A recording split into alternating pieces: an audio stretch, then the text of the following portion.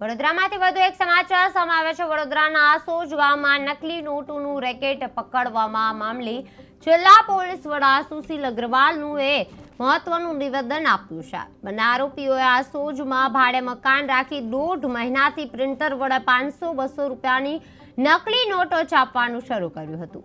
રવિવારે બાતમીના આધારે ક્રાઇમ બ્રાન્ચે દરોડો પાડી 14 નકલી નોટો જપ્ત કરી હતી અને આરોપી નરેન્દ્રપાલ ઉત્તર પ્રદેશ અને હેમંત જાંગીડ મહારાષ્ટ્રના રહીશ હોવાનું સામે આવ્યું છે। બંને મંજુસર જીઆઈડીસીમાં નોકરી કરી સાથે નોકરી કરતા હતા અને ગેરકાયદેસર કારસ્તાન ચલાવતા હતા। મામલે કેન્દ્રીય એજન્સીઓને જાણ કરી અને વધુ તપાસ હાથ ધરવામાં આવી છે।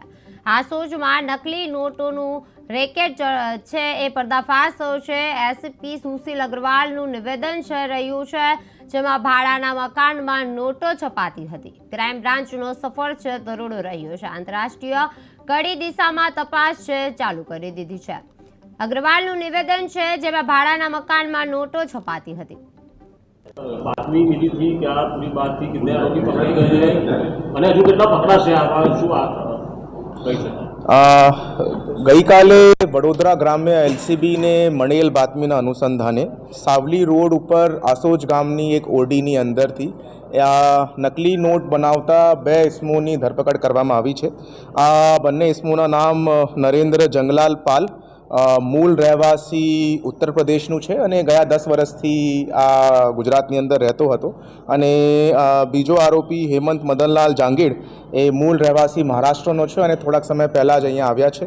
આ બંને પાસેથી એમના ઘરમાંથી એક પ્રિન્ટર અને લેપટોપ બદલ નકલી નોટો પ્રિન્ટ કરવાનું જો છે કાર્યવાહી ચાલતી હતી, જે પૈકી 14 જેટલા 500ના નકલી બનાવટી નોટ અને 2 જેટલા 200ના નકલી બનાવટી નોટ હાલ પોલીસ દ્વારા કબજે કરવામાં આવ્યા છે। હાલ બંને આરોપીઓની ધરપકડ થઈ ગઈ છે અને પોલીસ દ્વારા આ રેકેટ પ્રમાણે બીજી પૂછપરછ પણ હાલ ચાલુમાં છે। અત્યારે જો છે આ ભાડા પેટી આ મકાનની અંદર ઓરડીની અંદર રહેતા હતા અને લેન્ડલોર્ડના રોલ મુજબ હાલ તપાસ ચાલુમાં છે અને એમની આ ગુનાની અંદર કોઈ સંડોવણી બહાર આવશે તો એમની પણ ધરપકડ કાયદેસરની ધરપકડ પોલીસ દ્વારા કરવામાં આવશે। એ અત્યારે તપાસ ચાલુની અંદર છે। મહારાષ્ટ્ર યુપીના તો બે ભેગા ક્યાં એ અત્યારે જો છે ગયા 1.5 મહિનાથી જો છે આ લોકોએ આ નકલી નોટ બનાવવાનું કામ ત્યાં ચાલુ કર્યું છે। પ્રાથમિક દૃષ્ટિથી આ વસ્તુ સામે આવી છે અને બંને લોકો જો છે તે કંપનીની અંદર મજદૂર તરીકે કામ કરે છે। નહીં, લોકલ પોલીસ કરે છે અત્યારે।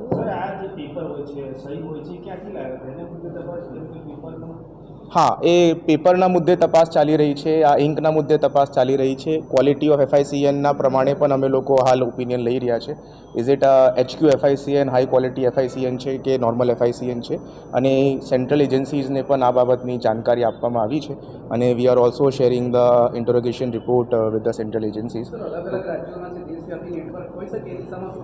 એ અત્યારે ઇન્વેસ્ટિગેશનની અંદર પ્રોગ્રેસ કરી રહી છે અને આગળ કોઈ અગર એવી રીતેની માહિતી સામે આવશે, બટ હાલ પૂરતું જો આ નેક્સસ છે એ પોતાના ઓરડીમાંથી જ ચલાવતા હતા અને લોકલી જ આ લોકો પ્રિન્ટર અને લેપટોપ સાથે આ નોટની પ્રિન્ટિંગ કરતા હતા, એવી રીતેની માહિતી સામે આવી છે।